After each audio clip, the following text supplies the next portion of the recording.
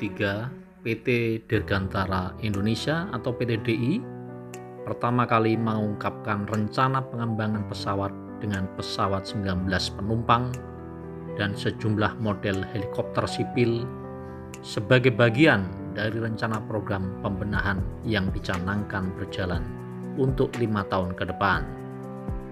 Langkah tersebut direncanakan mengingat antisipasi pada penghentian lini produksi model CN212, NAS 332, Super Puma, BO105, dan Bell 412 pada saat itu.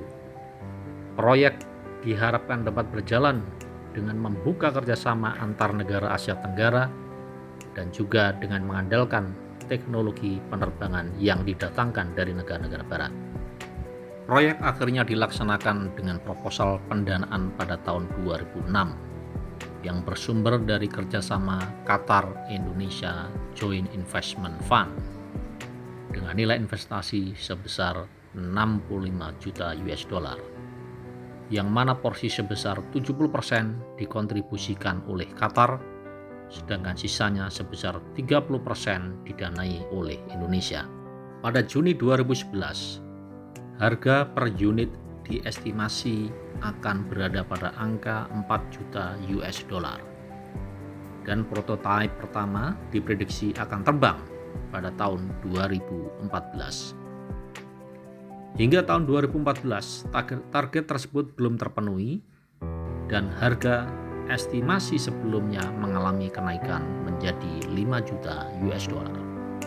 Pada Agustus 2016, Airbus Defence and Space menyatakan komitmen untuk memberikan bantuan dalam pencapaian sertifikasi untuk model N219 setelah dulu juga sempat membantu sertifikasi untuk model N250 dan berkolaborasi dalam produksi CN235, yang mana keduanya juga merupakan produk yang berasal dari pengembangan PT Dirgantara Indonesia. Pengembangan dilanjutkan dengan target penyelesaian prototipe pertama pada tahun 2016 pertengahan dan uji terbang pertama ditargetkan berjalan pada akhir tahun yang sama. Namun, target tersebut meleset sehingga jadwal terbang pertama berubah menjadi kuartal pertama tahun 2017 dan produksi pesawat ditargetkan mulai pada tahun 2018. Prototipe pertama akhirnya selesai pada tahun 2017 dan uji coba terbang pertama dilaksanakan pada tanggal 16 Agustus 2017 di Bandara Hussein Sastranegara dengan durasi percobaan selama 26 menit dari lepas landas hingga pesawat kembali mendarat.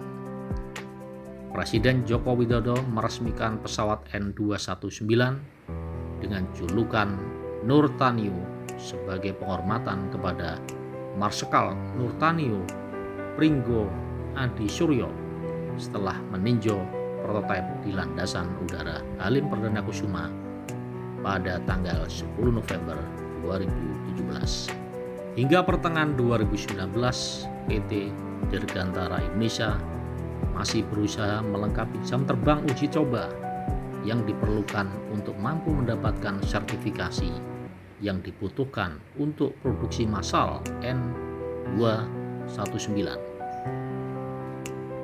Proses sertifikasi masih berlanjut hingga awal 2020 dan PT Dirgantara Indonesia mengekspektasi pemenuhan kontrak akan mulai sejak tahun 2022. Manajemen juga memformulasikan rencana untuk mendirikan anak perusahaan terpisah yang dikonsentrasikan sebagai lini produksi khusus perakitan N219. N219 ini dikembangkan dari Casa C212 Aviocar.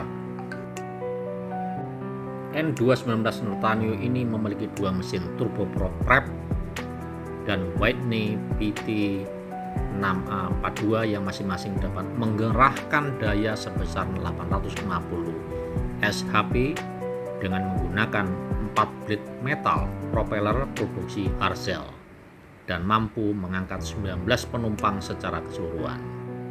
Pengembangan N219 ditujukan sebagai program nasional yang juga berniat mendukung industri komponen lokal, sehingga kandungan lokal pada N219 ditujukan agar berada dalam porsi 80%. Konfigurasi bentuk N219 ditujukan agar dapat membantu konektivitas antar wilayah Indonesia, khususnya mencakup wilayah pedalaman dan disesuaikan dengan keadaan permukaan bumi wilayah Indonesia yang didominasi oleh kepulauan dan deretan pegunungan.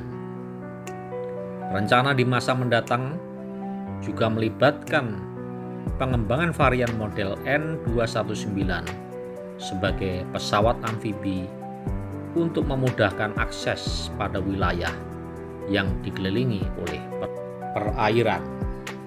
Sebagai pesawat terbang serbaguna, N219 dapat dikonfigurasi untuk berbagai fungsi, mulai dari penerbangan komersial hingga penggunaan militer dan misi penyelamatan. Pesawat dapat digunakan untuk transportasi penumpang, maskapai komersial, personal militer, transportasi logistik, dan bencana alam, search and rescue, serta pengawasan dan patroli.